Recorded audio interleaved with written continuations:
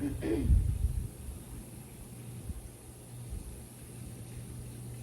today's digital age, children's usage of screen time has become a considerable debate among parents, educators, and health professionals alike.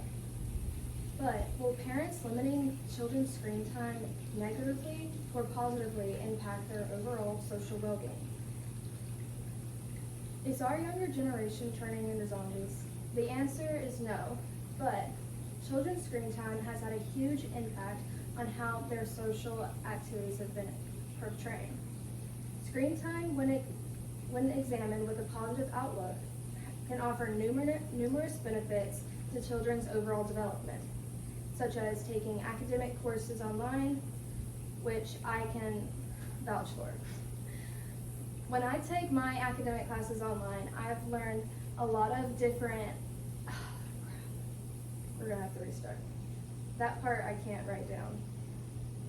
Okay. All right, restart.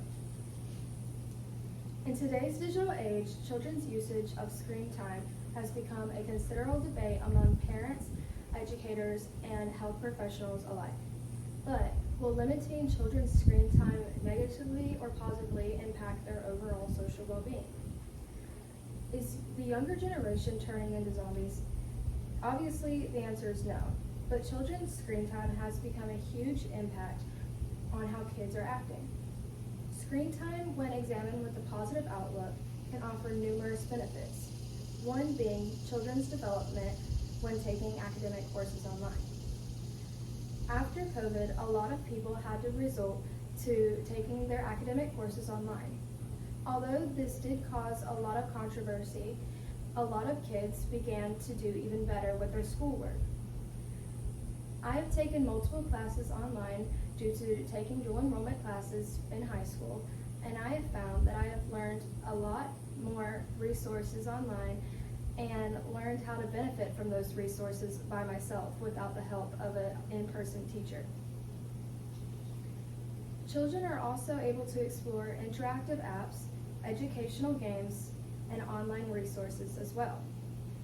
Technology houses communication and connections, further allowing for children to maintain positive relationships with family and friends. Particularly in today's increasingly digital society, this allows for kids to be able to engage in immersive learning experiences, which further helps them develop skills such as problem solving and critical thinking. A study at Oxford University states, children spending between 1 to 2 hours a day engaged in television-based or digital device activities are more likely to demonstrate higher levels of psychosocial functioning rather than non-users. To put simply, this means that they are likely to have better levels of social and emotional well-being than non-users. End quote. Additionally, the American Sociological Association also states communication with friends on social media can be helpful for child development, including a chance to learn new social skills and complex relationships. End quote. Allowing for children to have free access to these online resources and online screen time will open them to better educational opportunities and better social skills that will help them thrive in today's society. I would like to show you a clip from a TED Talk that I've watched in my research for this speech that helped me better understand from a mother's perspective. We've heard about research showing the negative consequences of screen time. We've all heard stories about kids behaving terribly when it's time to get off screens, or parents who just feel like they've lost the screen time battle. But there are studies that don't show those same negative consequences. And as a mom, I don't think I hear about those. And I wondered, is that because they're not being shared, or is that because I'm not hearing them? And I think it's both. I think the negative consequences of screen time is a good story to sell. But also, as a parent, we hear the negative the loudest. Because just like Joey's mom, we're worried that what we're doing is hurting our kids. So who am I? Well, I'm a mom I have two boys, 8 and 14.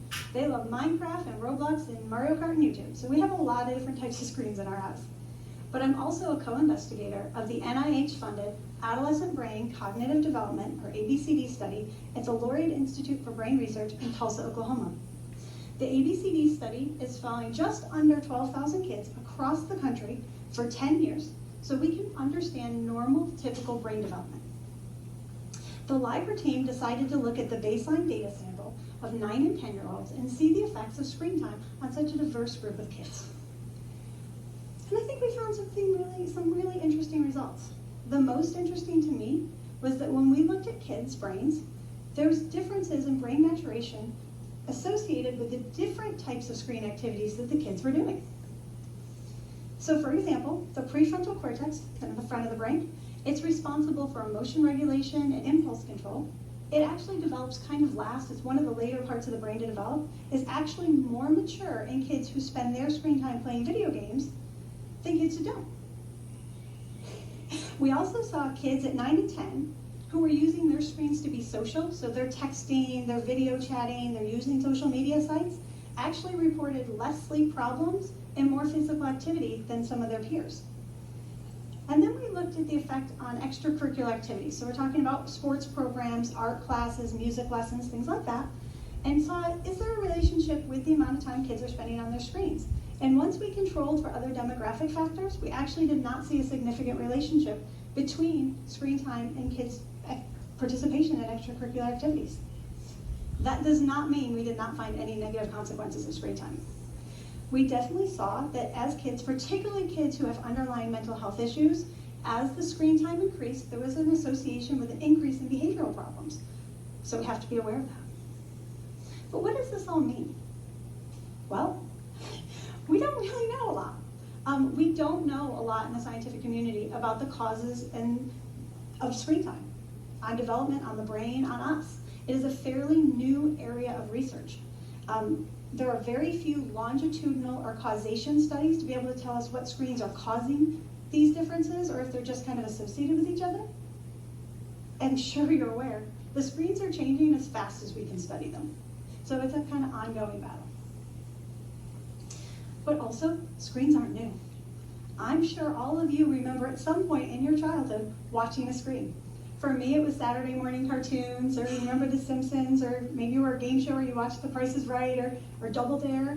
We watch screens too, and the screen experience is definitely different for our kids. It's more portable, the interaction is very different, but watching screens is not new. So the one big question is, how much screen time is right for my child? Well, that's going to be very dependent on. After watching this video, I